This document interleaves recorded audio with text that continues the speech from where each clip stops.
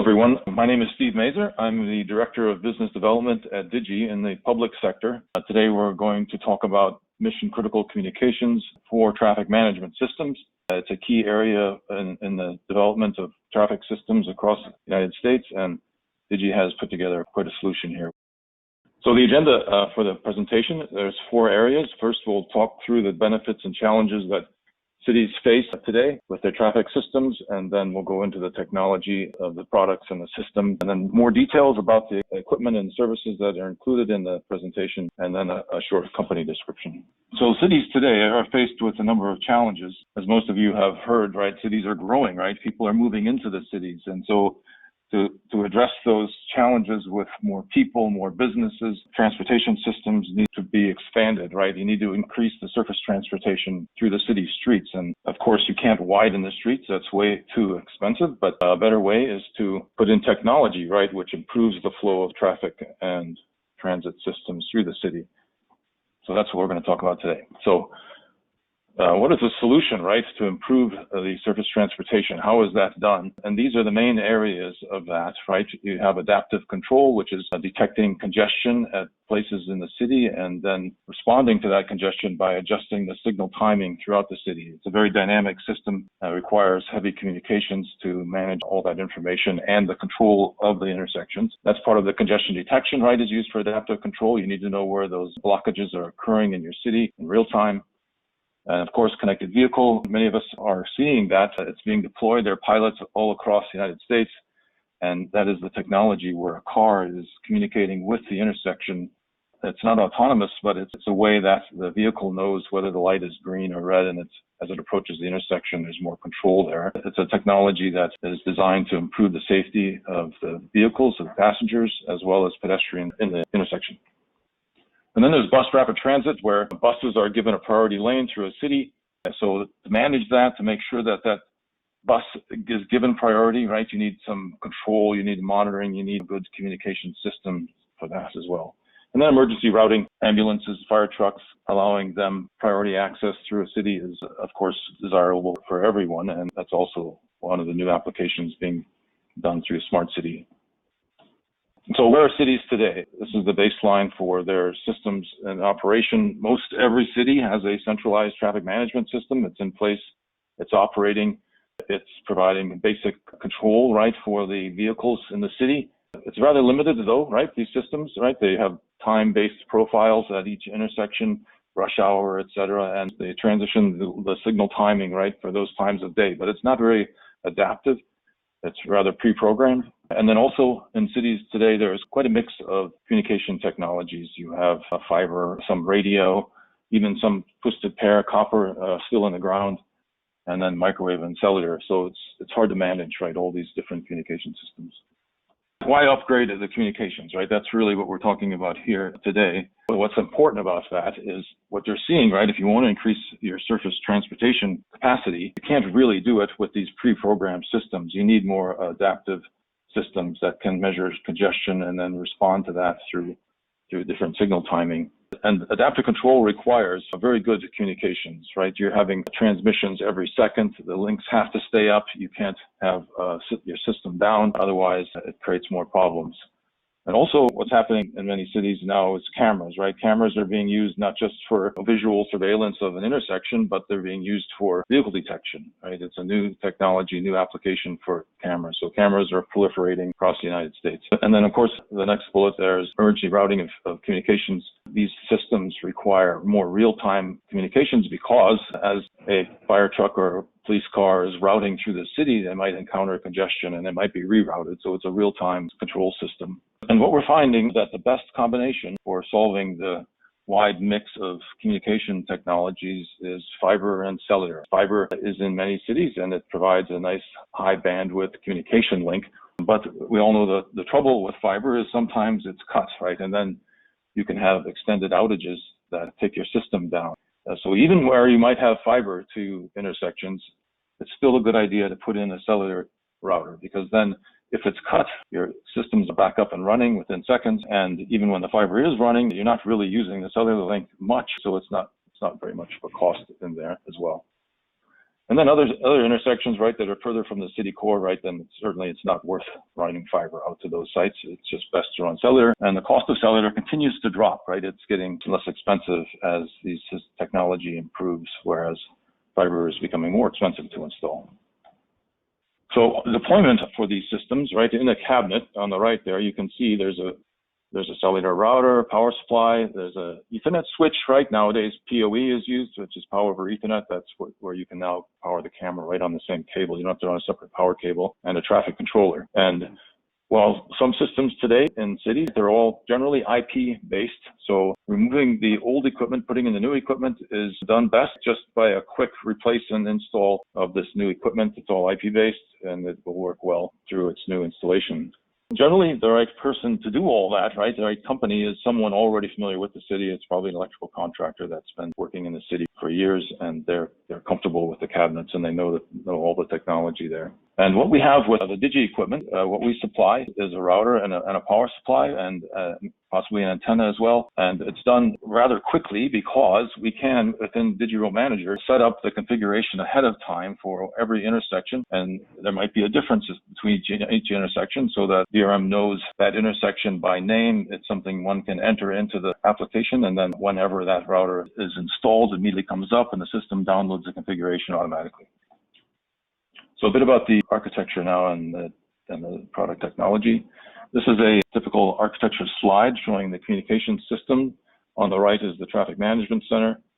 And there are 3 backhauls in this example. WAN 1 is fiber, and then there are 2 cellular connections. And these are all concurrent links. They're operating all the time. And on the next slide, we'll go through what's going on those 3 links. Inside the cabinet, right, moving counterclockwise, you obviously have a traffic controller. You have a PoE switch in some cases where you need extra COM ports and you need to provide power to the cameras. And then also now you'll see more and more connected vehicle roadside units. They're in the intersection. They're the ones communicating with the vehicles as they traverse the intersection. Some sites too will have an RFID reader, not for tolls, but just to capture the unique ID of the vehicles passing through the intersection.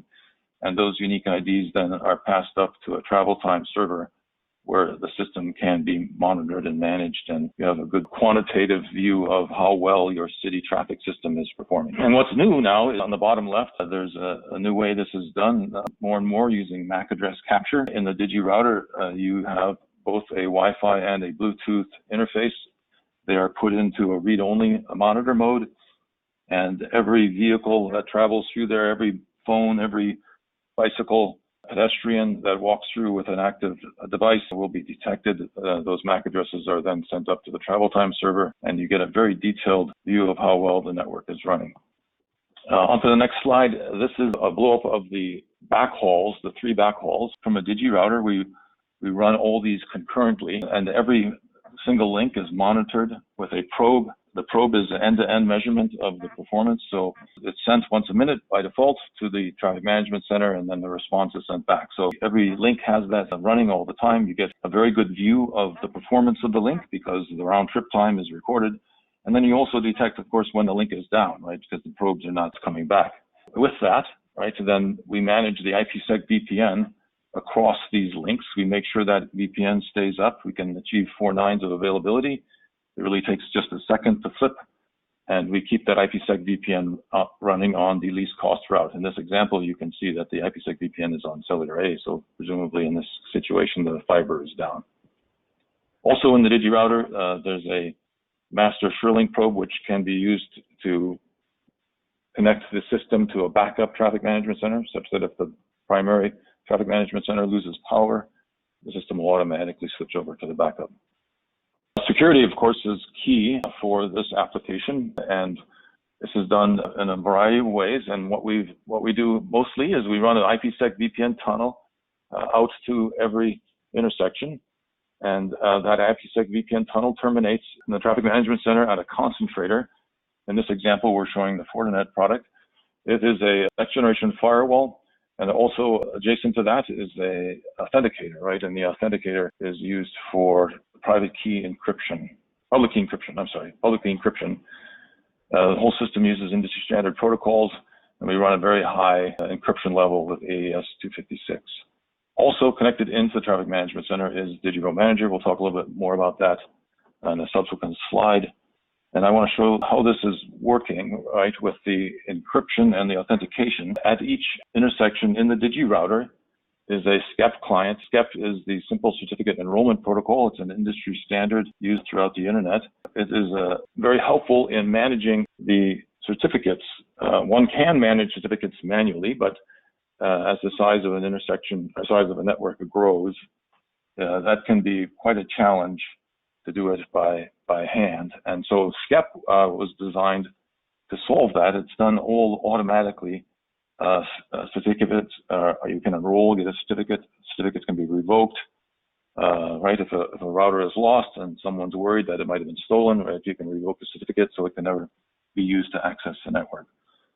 So PKI and IPsec are two of the, they go together. They're the latest technology for cybersecurity and the best way to protect your network from would-be hackers. Looking at Digi Remote Manager, this is an architecture slide of how it is based. It runs in the Amazon Web Service in the cloud, and there is a connection from it to the Traffic Management Center. It can be in a VPN if you choose, or it can just go through the internet. All the packets are encrypted. There's a TLS tunnel between the Traffic Management Center and Amazon Web Services, and so no one can peek at that data or see what's in there. And on the traffic system, right, as you can see from this slide, it is a standalone system. Should the internet connection go down or the platform go down at the Digi Remote Manager, it is not affecting anything in your traffic management system as it's off to the side, right? It's not core to the network. And you can always access a Digi router using SSH or HTTPS should there be a need, and that's really what's shown here, right? You don't have to worry about your system going down because of the internet or any other external systems. One thing nice about cloud services is once you're in there, right, it's easy to access other applications, and it's quite now prevalent where you'll see there are other applications that are used in cloud for things like connected vehicle. There's quite a bit of software and information systems associated with these new technologies. So a bit more about the equipment. What's really required, right, for this communication system upgrade is there on the left in the core, a router, of course, right? The Digi WR54 is shown here, and then an antenna, because the cellular systems are always evolving. They have new cellular bands, and it's likely that the antenna may need to be replaced on the cabinet. And you might want to do that anyway. You get better performance with these newer antennas, and you have all the extra connections, right? It's really a radome with, in this case, 7 elements in it: GPS, Wi-Fi, Bluetooth, and then there are 4 cellular antennas inside the radome.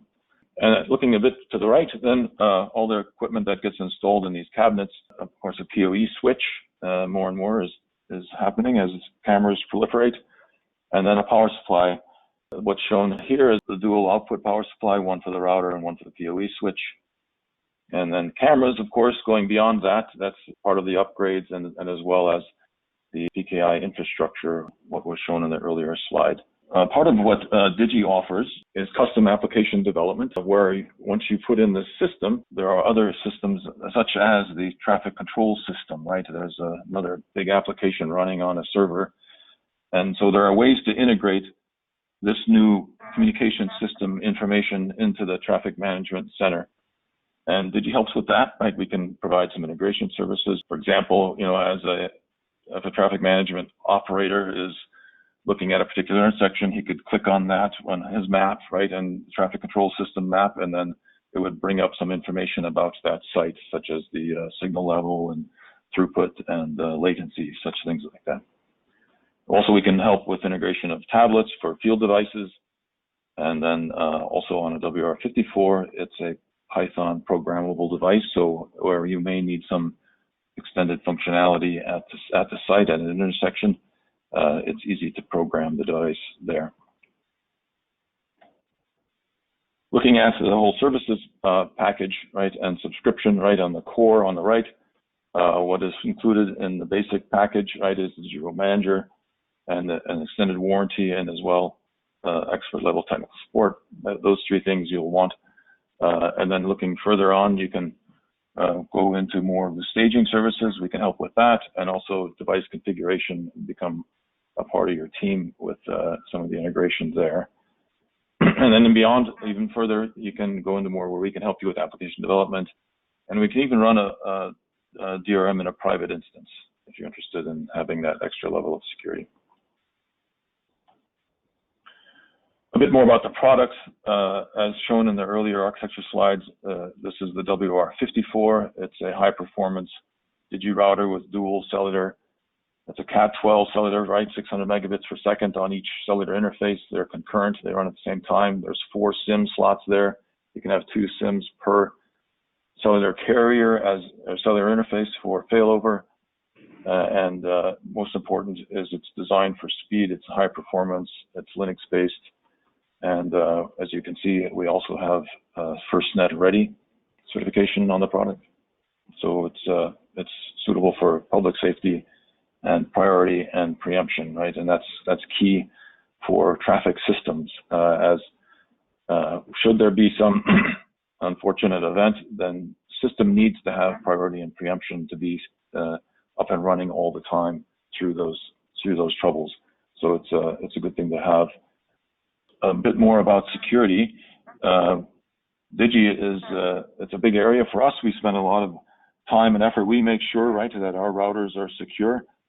We use a defense in-depth approach, right, where should someone get the passwords to the device, they will not be able to get the encryption key, for example, right? Those are stored in a separate cryptographic coprocessor, which is not reachable from the main processor. So we make sure that these things are secure. We have a website where we alert anyone. You can subscribe to that as an RSS feed, and you'll be alerted whenever there's a bug or some sort of vulnerability in the software, and we provide releases fairly quickly. So releases then are easily updated through Digi Remote Manager to the device.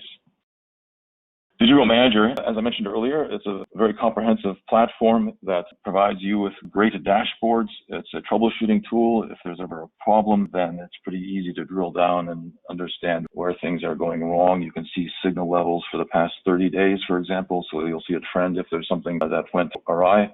Most importantly, too, this has been designed for traffic management systems. There's some great features in there in Digi Remote Manager that you'll take advantage of, especially this site-by-site unique configuration called auto-configure. Should a Digi router fail for any reason, it's pretty simple to just run out to the site and replace the router. Your field techs don't need to have laptops and Ethernet cables.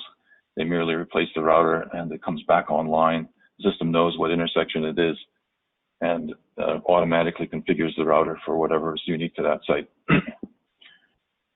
Also, there's a lot of integration that comes with this. There's APIs. You can integrate the information to your other systems within the traffic management center. Another router that we provide from Digi used in traffic systems is the WR31. It's a cabinet router. It's designed almost like a controller, right? It's programmable as well with Python, and you can see the interfaces there with Ethernet. There's GPS as well, a couple of digital IOs. It's more of a mid-range router. Might do the job for some applications, and it's well priced. One thing to point out, right, all of our traffic products meet the NEMA TS2 specification for temperature, right, which is -34 Celsius to +74 Celsius. That's the standard for the industry, and our products meet that. And then a third router is a very small router, the IX14. It's meant for more single-purpose applications, for example, a school flasher where there's low data and there's very low cost in this device, but not meant for high-volume real intersection control. It's mostly for single-purpose systems. It has a Cat1 interface, right? If you're familiar with cellular interfaces, it's a very low-cost cellular interface and generally rated for about 1 megabit per second, so low data. Short company overview. Digi has been around for over 30 years. We're based out of Minneapolis. We are technology. We're a communications equipment manufacturer. So we provide many products in the communications space and then the systems to manage those products. This is a quick view of the systems, product families from Digi. We make small transceivers on the left. That's XP, and it's used for Internet of Things projects where you need small communications. There's many variants of the XP depending on where you're deploying and which technology, such as Zigbee or 900 megahertz or cellular. Cellular routers we've touched on today, right? We make quite a few variations of cellular routers. And then wireless design services. If you ever have a project requiring embedded or RF design, we'd be happy to take a look at it. And then we also make quite a few embedded modules and single board computers as a product line where our customers can quickly go to market with new products and not have to lay out chips on their own PCB. And network products is the traditional area for Digi, where we have quite a few servers. Serial Ethernet is a good example of our network products. This is a slide showing our main customers in the transportation space. So we have quite a few in not just traffic management, but also in transit as well and other transportation areas. Thank you, everyone. That concludes the presentation. If you'd like more information, please visit our website, and you can see the link there, digi.com/contact us. And someone will respond to your question and get back to you. Thank you very much.